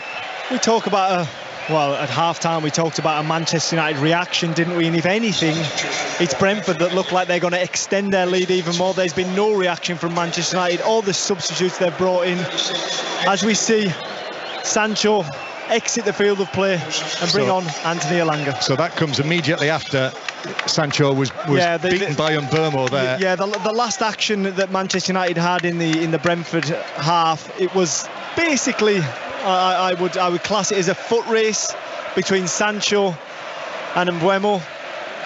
And I think it boiled down to who wanted it more, and it was Mbermo. He got there, he made sure he got the ball, he took it from Sancho. He was probably at one point in that race ahead of him. And it just, I mean, those are the problems Manchester United have, and it boils down to that, I think, hunger. So Sancho is off. That's the fourth change of the 5 that Erik ten Hag can make. His team are 4-0 down. Elanga is on for Sancho.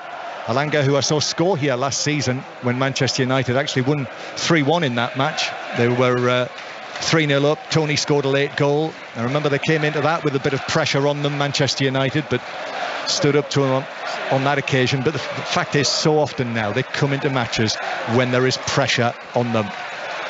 Well, and very often they don't come up to the mark. I remember playing Manchester United teams in my career, and you looked at them in the tunnel and they seemed like giants. You were almost beaten by the badge before you went on the field of play, but now they've lost that fear factor. Manchester United, as a football club, regardless of how big they are, how big their stadium is, they're not a scary prospect anymore. And a ponderous Manchester United attack comes to an end with Malacia caught in an offside position. And this is Brentford's first change. And it is Vitaly Janelt, the German midfielder, who is going to come on for Josh De Silva, who's had a brilliant start to the season after all of the problems that he's had. You might have been hearing or reading about him last weekend, this hip injury that he had, 4 months on crutches, then had a hamstring injury last season, and he walks off the field now. Great ovation. Thomas Frank shakes his hand, scored the opening goal today. It's been a lovely day in the sunshine for him. So Vitaly, they're singing his name, the number 27, who has got a sniff, I think, of getting into the German squad for the World Cup. I know that Hansi Flick has supposedly been interested, been to watch him. So that is one with the World Cup not too far away. We'll be there and bringing all of that to you. I suspect some days, Glenn, in Qatar, it might be cooler than it is here in Brentford. Maybe. Yes, quite possibly, but I think some of the stadiums, if not all of them, are air conditioned over there, so that'll be quite nice from our point of view, won't it, John? It will. Janelt has slotted into that defensive midfield role, but Manchester United coming forward with Bruno Fernandes. 4-0 down Manchester United. Rashford goes one way, he comes short. Fernandes passes the ball long, it rolls past Rashford, runs out of play. Bruno Fernandes is talking and looking at Rashford and waving his arms and telling him what he expected, and now he's got his palms apart. Rashford's ignoring him. That is not a good look for Manchester United, Glenn Murray. No, and you mentioned those two players there, and that's just one of the problems. I mean, it's right throughout this Manchester United team. They're looking at one another. There's no cohesion. There's no understanding. The question is there a plan? Well, if there's not a plan, that man down there in the grey short-sleeved shirt, the black trousers, the shaven head, the Dutchman, Erik ten Hag, he's got to find it. He's got to find a plan, an effective plan. One problem with that plan is Manchester United's next match, a week on Monday, is at home to Liverpool. Christian Eriksen passing the ball forward into the Brentford half. Elanga comes short and then plays it back to Varane, out to the left-hand side, to Ronaldo, who's dropped deep and is going to have a run at the Brentford defence.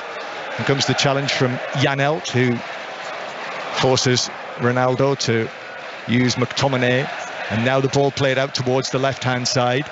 Again, Malacia is there. The home supporters, it's party time in the stands, in the home sections. The Manchester United fans, they had a huge anti-Glazer banner, by the way, at half-time, which I guess they brought with them in any case, because that's very much a theme of the moment. But it was particularly pertinent when the team were 4-0 down to Brentford to unveil that in the stands. You'll see pictures of that, I'm sure, on social media. Eriksen playing a long pass over the top of Dallot's run and through and bouncing for a goal kick. 4-0 Brentford. And a big theme of this game, John, that we've sat here and watched this afternoon is Brentford basically allowing Manchester United to have the football and retreating into what can be described as one bank or two banks of four, and just being hard to break down, and basically Manchester United not having the quality to be able to break them down and shooting from distance, shooting through bodies, and basically Brentford have just frustrated them into submission.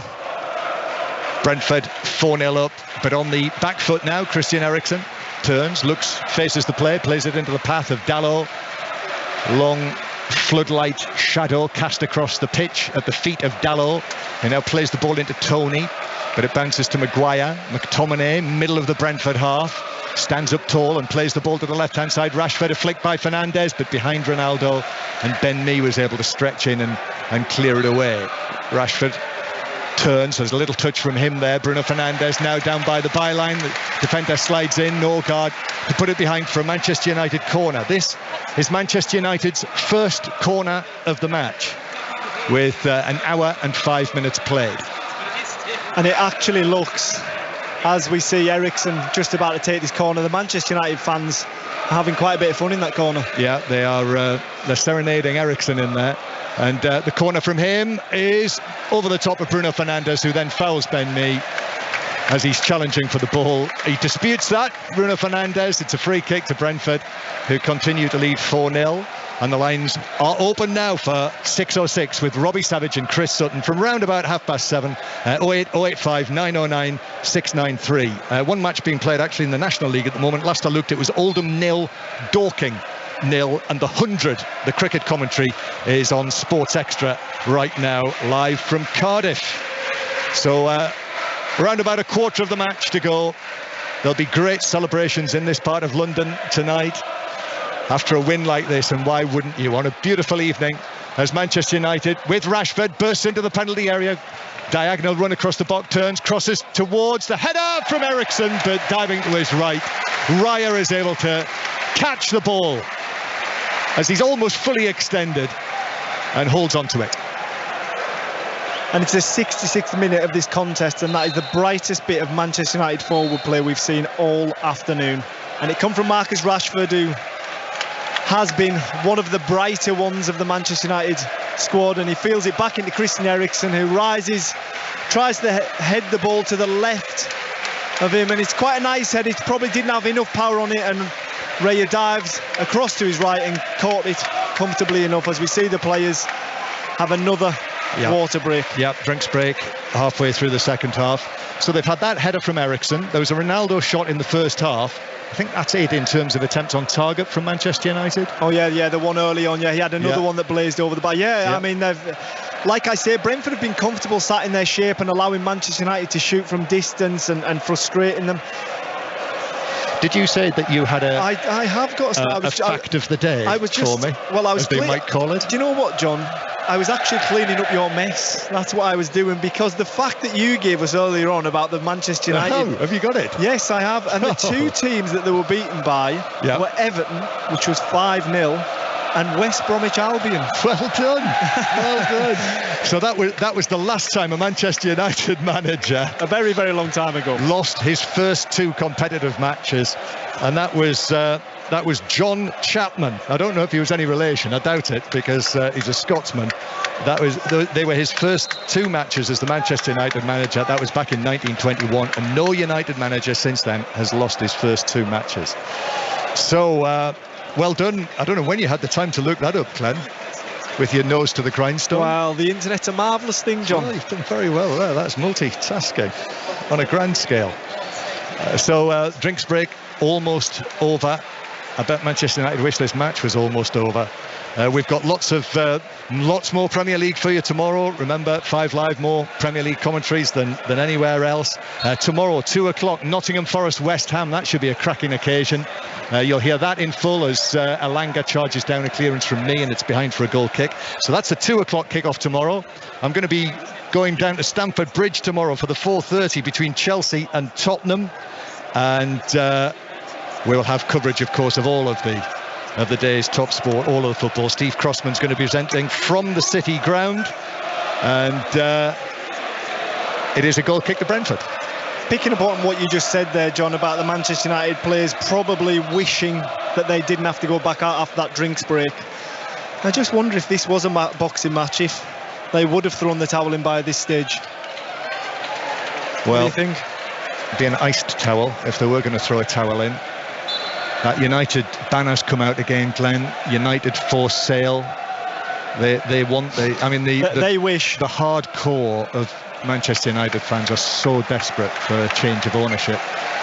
You know, and it's the hardcore that follow Manchester United to the away matches in the main. I mean, as we speak, and they're blasting out United will never die, and they are the people that keep football clubs alive, is the supporters. And this right here, right now, is probably the lowest ebb that most of those guys have ever seen in Manchester United's history.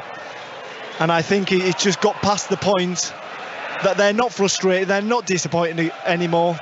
They've just said, let's have a sing-song and let's have a good afternoon and try and enjoy the sunshine. In the sunshine, yeah. And you're talking about that generation in terms of what they've witnessed and all of the successes. But it's been a tough 10 years. 10 years next year since they last won the Premier League, when Sir Alex Ferguson retired with that final blaze of glory. But they're 4-0 down to Brentford. So Brentford are equalling their record win against Manchester United. Here's Fernandes, though, trying to reduce the deficit, giving it to Rashford on the left-hand side. Rashford's cross, that's headed away by Janssen in the middle. Pontus Janssen comes out to McTominay, 25 yards out. But Brentford have got every single one of their red and white stripes back behind the ball. So it is so congested in there. And now Malacia crosses from the left-hand side. It's over the top of Elanga. I just wonder whether he might have been impeded by Henry in the box. He went sprawling, couldn't reach it. There were no appeals. Dalot, with the outside of his boot, plays it back towards the halfway line. And now here's Varane.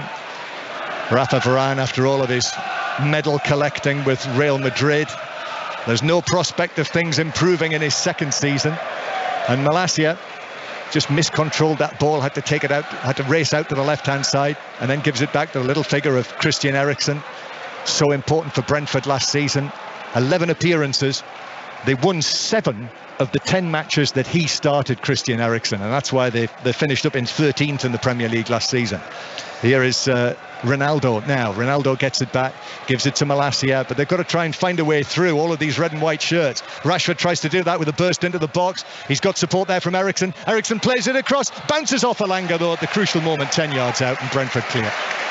Yes, and that ball almost fell to Cristiano Ronaldo. In fact, it did fall to him. He just fluffed his lines because he went to pass it with the side of his foot and he just missed the ball and it skipped past him. Again, Manchester United falter in front of goal. As Ronaldo hits a shot on the turn, but I think the whistle had already gone in there. I think it had. It wouldn't have counted, but it flew over the top of the bar. So a double change, I think, for Brentford now. One of the goal scorers, Brian Mbeumo, scored the 4th goal, running away on the counter-attack. Beat Luke Shaw to score it. He is a typical Thomas Frank Brentford player, isn't he? Well, the team's full of them. And he's going to be replaced by Johan Wissa, the Democratic Republic of Congo international. And Matthias Jensen, who's had a very good game. And he is replaced by Chandon Baptiste, who came on as a substitute at Leicester last weekend as well. So Baptiste is on,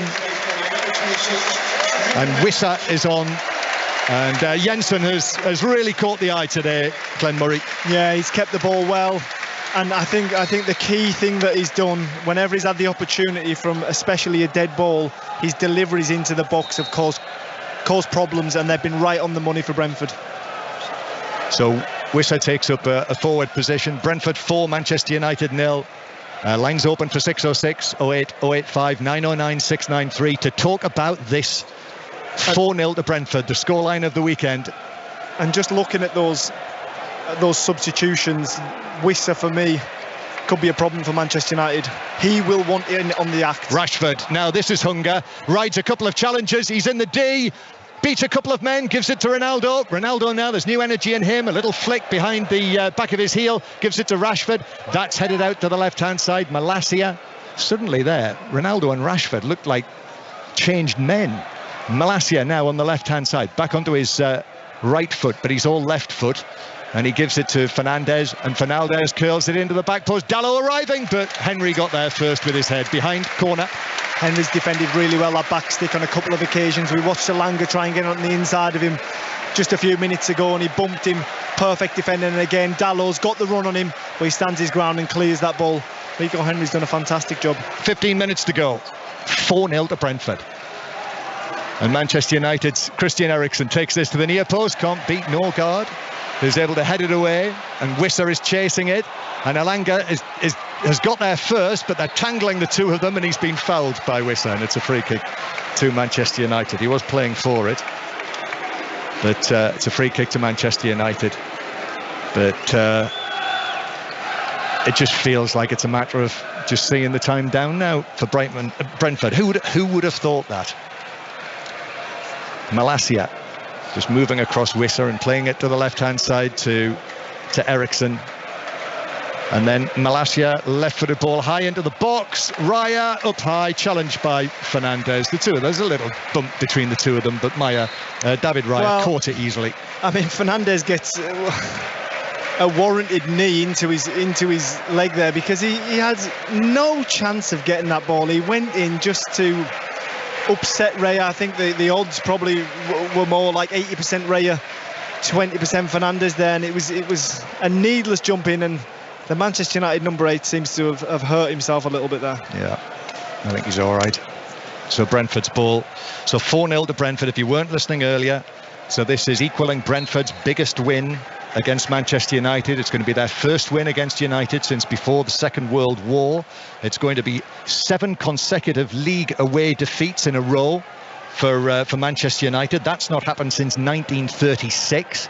Erik ten Hag's going to be the first Manchester United manager to lose his first 2 matches since 1921, and he'll be the first Manchester United manager to lose his first away match since Sir Alex Ferguson.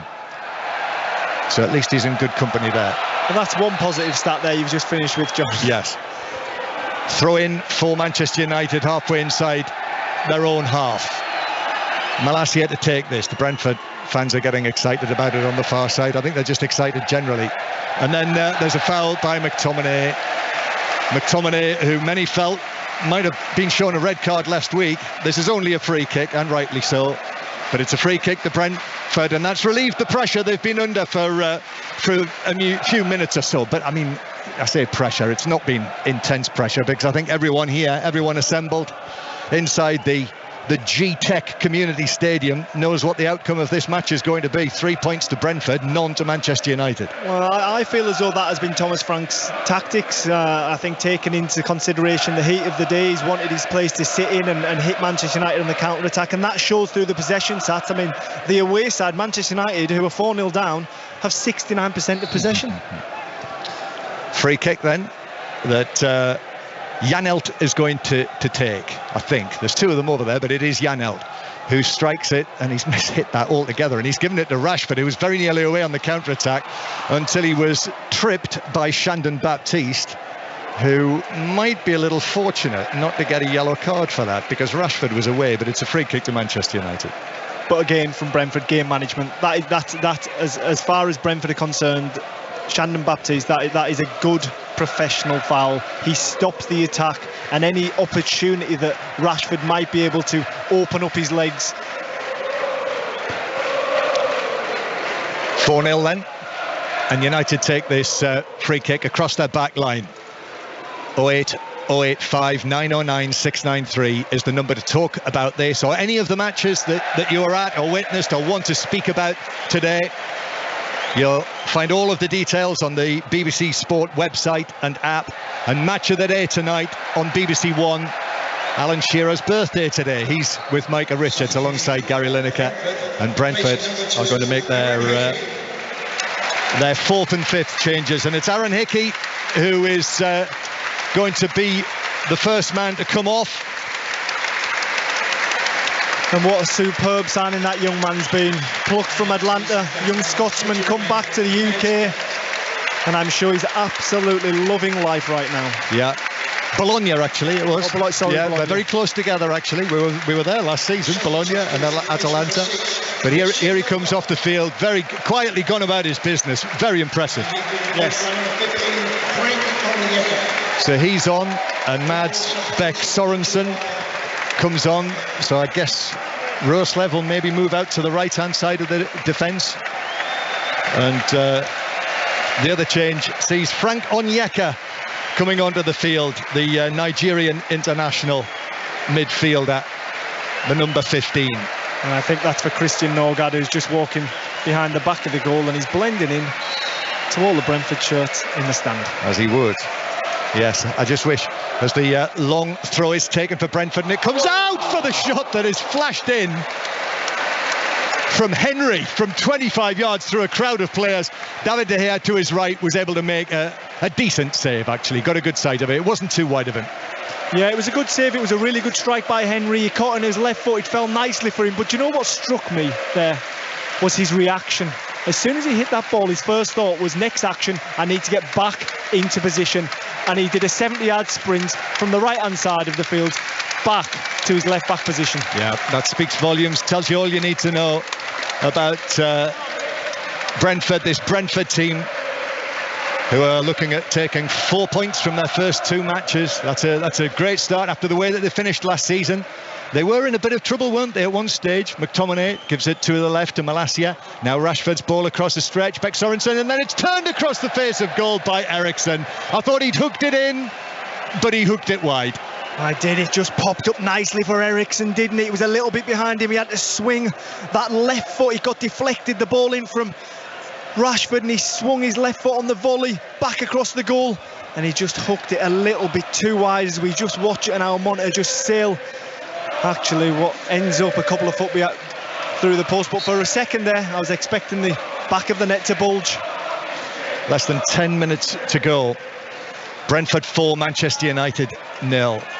And United going to make another change. Van der Beek is just putting his shirt on, so that will be number 5, won't it, for Manchester United? Yep, that'll be the final change, Van der Beek, but I mean, the game's long gone. I bet he's delighted to be coming for the last 9 minutes. And there's a foul by McTominay. And now Wissa plays it across. Was going to play in Tony. McTominay could be in trouble here. It's going to be a yellow card for the foul on Onyeka, who, I mean, I think it is a yellow, but Brentford were away there, but it was in the middle of the half. He had options though, but a yellow card it is for McTominay. It was the same problems again. The deep line midfielder getting rolled the ball, trying to turn, trying to play the ball round the corner, getting closed down. Brentford robbing possession, and immediately they're in at Manchester United's back 2 or 3. I mean, when are this group, I mean, they're such talented footballers. When are they going to realise and stop making the same mistakes over and over again? It doesn't take Erik ten Hag as the manager of football to make them realise. They know they're making the same mistakes over and over again at the moment. That's it, Glenn. You're absolutely right that, you know, You look at the individual talent that there is on this pitch. And it's unmatched. It's unmatched from the Brentford half. Yeah. Completely unmatched. The talent in the Manchester United squad is second to none. And you do think, what is it with them that none of the, Eric Ten Hag has had 2 matches so far. All of the managers who've been in that position, they've lost their jobs because they haven't been able to make it work. Yeah, to possibly motivate this group, I think we've got to stop looking at the Manchester United managers, because it's the same story regardless of the manager. So you've got to start looking at the players. Free kick. Onyeka is still receiving treatment, actually. I think he sort of rolled his ankle, didn't he? So McTominay put in the challenge and his ankle buckled a little, and he's on his feet. I mean, he's a formidable figure, isn't he? And I think there's a yellow card. Is that Fernandes? Is it something that's been said? I think he's been moaning just a little bit too much, as he quite often does. So a yellow card for Fernandes, that's gone down. I think that's put the seal on it, hasn't it, for the Brentford supporters after the way that he's been. So free kick, Janelt takes it, scoops it into the area. It's worked across to the near post and put behind Tony's attempted centre, Malacia. I mean, even now, 4-0 up, 6 minutes remaining. Brentford are still working set pieces from the training ground. They're still thinking, they're still being calm in the moment. They're going through the process, is what they know to do. Yeah. Brentford leading 4-0. 6:06 on the way with Robbie Savage and Chris Sutton to talk about this. Another awful day for Manchester United. But what a day for Brentford. They'll be wanting Brentford fans on to celebrate this. Corner then from the right-hand side. Lots of movement again, but this time it's headed away by Ronaldo. Henry hits a shot into the penalty area. Still Brentford attack. And wonderful footwork, and the shot from the angle from Janelt is parried away in behind, round the near post by De Gea. Excellent work from Janelt. Yeah, brilliant play from Janelt. He picks this ball up and he's just skipped past a couple of Manchester United players. One goes sliding past and then another. He checks back in onto his left foot and he unleashes a shot. Corner's taken quickly and the shot comes in from the edge of the penalty area from Wissa. De Gea got down well and parried it away. It was cleared away. In comes the next ball to the near post, but that's scooped up by De Gea, Glenn. Yes, and it was De Gea who made the first save and then 2 more saves after that, and all of a sudden he's busy and we see Manchester United on the attack now. Yeah, boos for Christian Eriksen. 5 minutes to go. 4-0 Brentford. Rashford in the box, still going.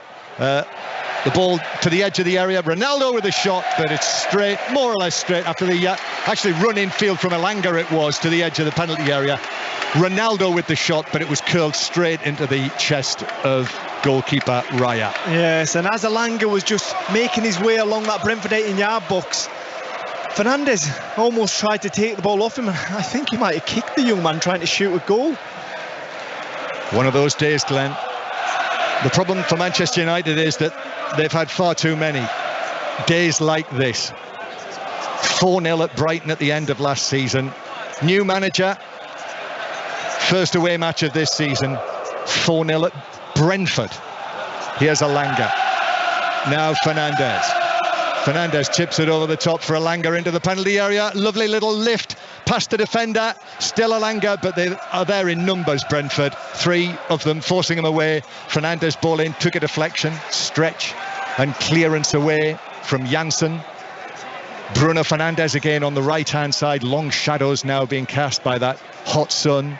Diego Dalot into the penalty area, but Ben Mee read that all afternoon and cleared it out of play near the halfway line. So 4-0 it is, and we'll see Van de Beek coming on now, and it's going to be Christian Eriksen who's off, and they're going to wave him goodbye. Christian Eriksen, they loved it when he was here last season, but they were unhappy that he didn't stay. And therefore, that's why some Brentford fans have booed him. But you can hear plenty of them here are applauding him as well in the stands too. I should make that point. I can actually see 1 or 2 of them having a go at one another over that issue there, because... Well, I know it has been debated amongst Brentford fans this week. Yeah, it has, yeah. And I for one, are definitely on the ones that he needed to be applauded. Definitely not for the way he's played this afternoon, but just because of what he'd done to this football club. Because I think at one point last season, Brentford looked like they could be possibly going to get into that tangle of going down, but like I said earlier, that partnership between him and Tony and the understanding, I really feel fended the relegation fight off. Yeah, those 7 wins in their last 11 games really lifted them completely out of danger, and Eriksson was at the heart of that. So 3 minutes, less than 3 minutes to go. Brentford 4, Manchester United 0, plus added time. There'll be plenty of that as well. Then it'll be 6:06. We'll have the live interviews as well. Don't miss those. Robbie and Chris will be handing to John Southall, who'll be down talking to Erik ten Hag and Thomas Frank. They'll be very different interviews, those two, won't they? Well, I think from the... poor ball from Dalot has set Brentford away on a counter-attack, and that's a foul by Rashford coming back, conceding the free kick. I mean, he had so many options there. That's a good foul by Rashford, by the way. Baptiste could have gone through the middle, right, left with his pass, but Rashford brought him down. Yellow card. We've talked about Manchester United a lot in this game, but with 2 minutes to go, Rashford did show a little bit of something there, coming back and bursting his neck to get back there and make a challenge and stop that Brentford attack. What do you think, Glenn, with Rashford, Paris Saint-Germain? Then, in fact, you can answer that in a moment, because Janelt is going to play this free kick now out to the right-hand side.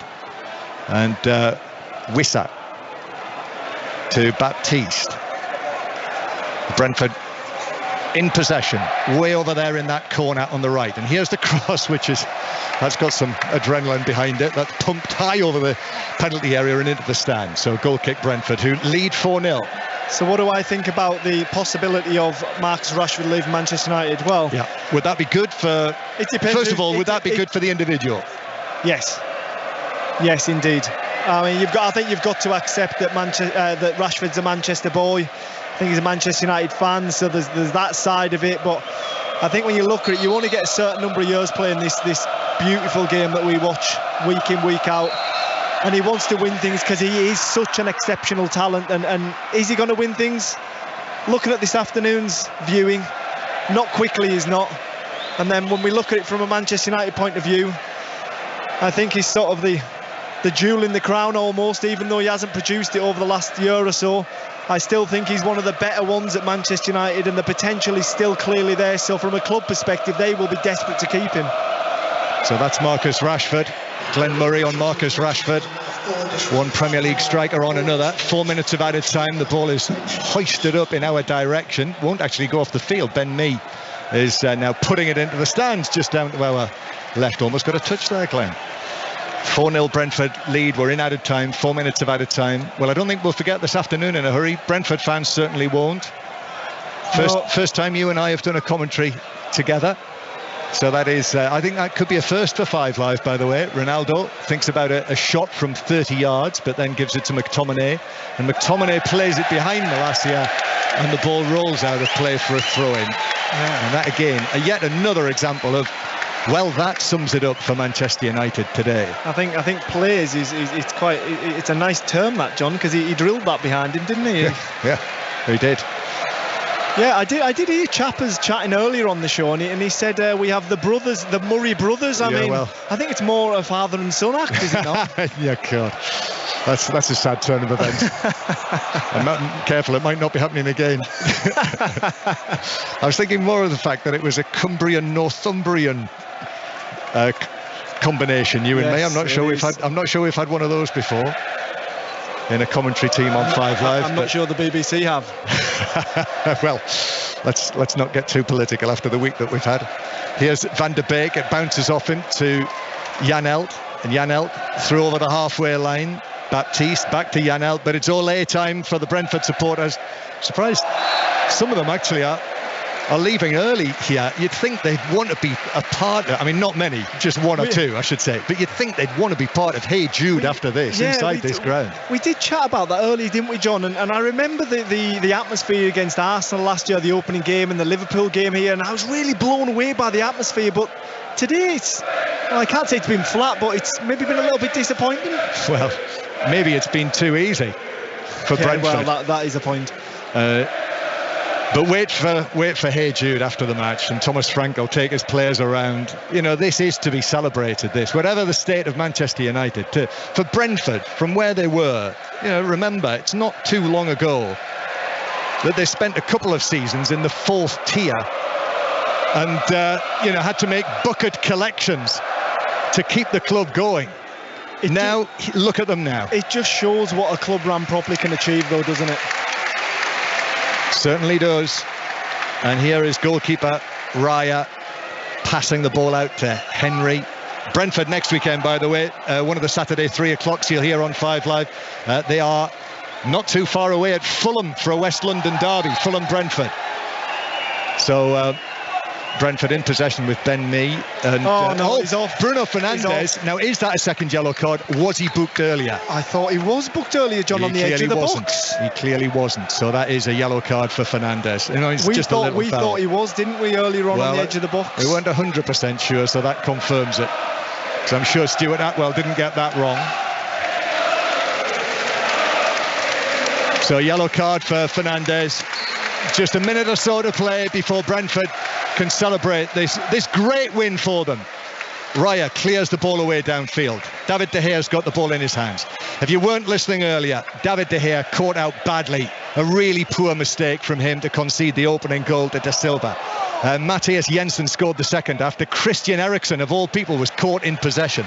The third came from a corner, Ben Mee's first goal for Brentford, and then Brian Mbeumo scored on the breakaway to make it 4-0. That was 4-0 inside 35 minutes.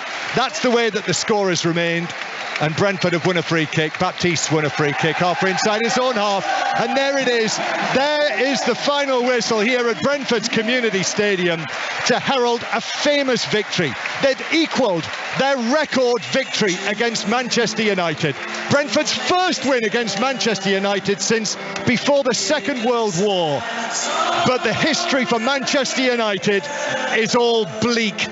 Erik ten Hag becomes the first Manchester United manager since 1921 to lose his first 2 matches in charge. And United, under his stewardship, are left with no points from 2 matches against Brighton and Brentford. That is a horrible start for the new manager, Glenn Murray. Yeah, I mean, starts don't get any worse than that. As I'm just witnessing Ronaldo walk off, and he doesn't look very happy at all. He's having a little bit of words with, I think it was Steve McLaren, as he walks off. I mean, it doesn't. I think from the positive, he's just walked right past Erik ten Hag, by the way. Yeah. He didn't shake his hand. And Erik ten Hag also unmoved. They didn't acknowledge each other. But I mean, I think from a Manchester United point of view, it doesn't get any worse, John. What was that exchange with Steve McLaren, Glenn? I didn't see that. No, I missed it, to be honest. But every one of them spoken to Steve McLaren as he walked off, and not one player has even looked at Erik ten Hag. Mind you, if I'd put a performance in like that, I might not look at my manager either. Wretched day for Manchester United. They've been beaten 4-0 by Brentford. But a great day for Thomas Frank and his team, and they are going to enjoy this moment in the sunshine here. It really, for Brentford, does not get too much better than this. So that's it. Plenty to talk about. Thank you, Glenn Murray, for your company during the course of the afternoon. Amazing afternoon and evening of football here. But it's finished. Brentford 4, Manchester United 0. And it's time now to talk about this and everything else. But this will be at the top of the bill, I'm sure, Robbie Savage, for you this evening. It certainly will, John. Thank you so much to yourself and Glenn Murray there watching Brentford absolutely hammer Manchester United, Chris.